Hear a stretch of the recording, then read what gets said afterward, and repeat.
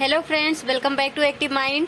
तो फ्रेंड्स, आज हम पढ़ने चल रहे हैं फंडामेंटल राइट्स यानी मूलभूत अधिकार। तो फ्रेंड्स, ये जो फंडामेंटल राइट है इसकी बात की गई है पार्ट नंबर 3 में। यानी जो जैसे हमारा संविधान जो है उसमें अलग अलग पार्ट बनाया गया है। जैसे पार्ट 1 है तो उसमें the union and it's territory मतलब इसकी बात की गई है, और उसका जो पार्ट 2 है उसमें सिटीजनशिप की बात की गई है यानी नागरिकता की। उसी तरह से फिर पार्ट 3 जो है, भाग 3 जो है, उसमें मतलब फंडामेंटल राइट की बात की गई है। तो उसी के बारे में आज हम पढ़ते हैं। तो फ्रेंड्स, फंडामेंटल राइट होता क्या मतलब होता क्या है, इसका एम क्या है, ये सब हम देखते हैं। तो सबसे पहले है कि prevent authoritarian rule in country. यानी ऑथोरिटेरियन मीन्स होता है तानाशाही, यानी ये तानाशाही को रोकता है। मान लो अगर हमारे पास फंडामेंटल राइट होगा यानी मूलभूत अधिकार होगा तो कोई भी हम पे मतलब अपना तानाशाही नहीं चला सकता है। जब हमारे पास अधिकार होगा तो हम उसके तहत उससे लड़ सकते हैं। और इसका एम क्या है? इसका एम है कि government of laws and not of man, यानी कानून की सरकार बनाना, ना कि व्यक्तियों की।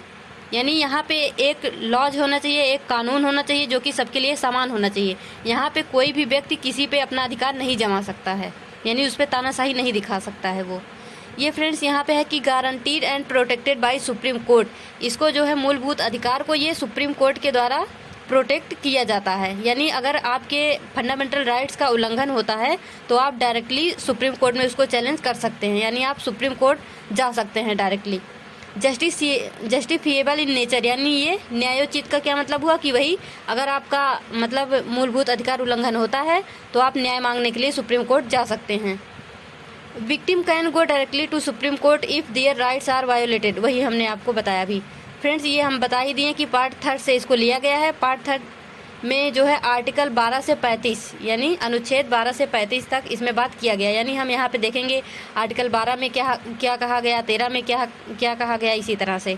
इसको बोरोड फ्रॉम यूएसए। अब बोरोड मीन्स हमने बताया था कि इसका मतलब ये नहीं होता उधार लेना, इसका मतलब होता कि कॉपी करना। यानी जैसे यूएसए का फंडामेंटल राइट्स है उसी तरह से वहाँ से कॉपी किया गया है हमारे इंडिया में भी। Friends, part 3 is called as magna carta of India. यानी जो ये भाग 3 है जिसमें फंडामेंटल राइट्स की बात की गई है, इसको इंडिया का मैग्ना कार्टा कहा जाता है। यानी जब कोई बहुत बड़ा बदलाव होता है कहीं पे तो उसको मैग्ना कार्टा का नाम दिया जाता है। इसका कोई हिंदी वगैरह ऐसा कुछ नहीं है, इसको बस आप याद रखना। अगर आपसे पूछे कि हमारे भारत का मैग्ना कार्टा किस भाग को कहा जाता है तो वो पार्ट 3 को, जिसमें फंडामेंटल राइट्स की बात की गई है। Friends, fundamental rights are not permanent, यानी ये परमानेंट नहीं है। दैट मीन्स क्या? By constitutional amendment act parliament can repeal.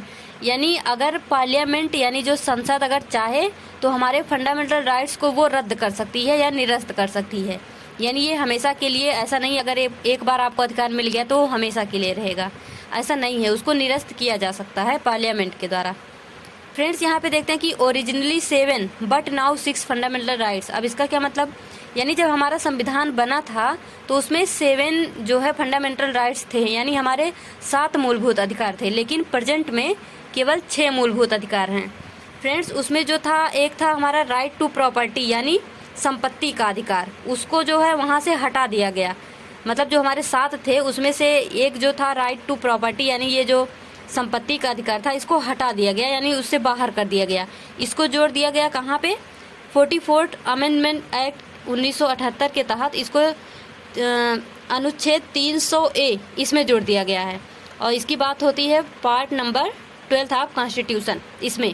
यानी ये जो राइट टू प्रॉपर्टी था ये पहले फंडामेंटल राइट्स था, लेकिन अब इसको यहाँ से हटा के आर्टिकल 31 में इसकी बात की गई थी, लेकिन इसको यहाँ से हटा के article 300A in part 12 of constitution इसमें जोड़ दिया गया है। किसके तहत जोड़ा गया है? 44th अमेंडमेंट एक्ट 1978 के तहत। फ्रेंड्स, यहाँ पे अब देखते हैं national emergency affect fundamental rights. यानी जब अगर कभी भी राष्ट्रीय इमरजेंसी लगती है, राष्ट्रीय आपातकाल आता है, तो उससे भी हमारा फंडामेंटल राइट्स यानी मूलभूत अधिकार अफेक्ट होता है। इसमें से बहुत सारे अधिकार हैं जो कि ऑटोमेटिक निरस्त हो जाते हैं। इसके बारे में हम आगे चर्चा करेंगे। फ्रेंड्स, यहाँ पे during national emergency all rights can be suspended. यानी जब भी राष्ट्रीय आपातकाल लगेगा तो ऑल राइट्स यानी सभी अधिकार कैन बी सस्पेंडेड यानी उसको निरस्त किया जा सकता है, एक्सेप्ट 20 एंड 21। अब इसका क्या मतलब है कि जितने भी अधिकार अभी हम पढ़ेंगे उसमें से सबको निरस्त किया जा सकता है, केवल 21 20 और 21 को छोड़ के।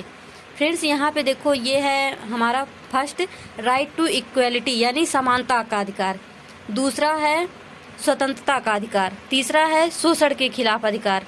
चौथा है धर्म की स्वतंत्रता का अधिकार। पांचवा है सांस्कृतिक शैक्षिक अधिकार। और छठवां है संवैधानिक उपचार का अधिकार। फ्रेंड्स देखो, राइट टू इक्वलिटी की बात की गई है आर्टिकल 14 से 18 में, यानी हम जो जितनी भी समानता की बात की गई है हमारे संविधान में, उसमें हम पढ़ेंगे आर्टिकल 14 से 18 तक। स्वतंत्रता का अधिकार हम पढ़ेंगे आर्टिकल 19 से 22 तक। शोषण के खिलाफ अधिकार हम पढ़ेंगे आर्टिकल 23 से 24 तक। धर्म की स्वतंत्रता का अधिकार पढ़ेंगे आर्टिकल 25 से 28 तक। सांस्कृतिक शैक्षिक अधिकार हम पढ़ेंगे आर्टिकल 29 से 30 तक। अब यहाँ पे देखो फ्रेंड्स, आर्टिकल 31 मिसिंग है, क्योंकि वो जो है हमारा आर्टिकल नंबर 31, ये था हमारा राइट टू प्रॉपर्टी। अब तो इसको हटा दिया गया, इसलिए हम यहाँ पे उसको नहीं पढ़ेंगे, उसको यहाँ से हटा दिया गया है। तो हम डायरेक्टली पढ़ेंगे संवैधानिक उपचार का अधिकार, ये हम पढ़ेंगे आर्टिकल 32। तो फ्रेंड्स इस वीडियो में यहीं तक, बाकी हम इसको नेक्स्ट वीडियो में एक्सप्लेन करके बताएंगे कि किसमें क्या क्या बात किया गया है। तो friends all the best, be happy, be positive.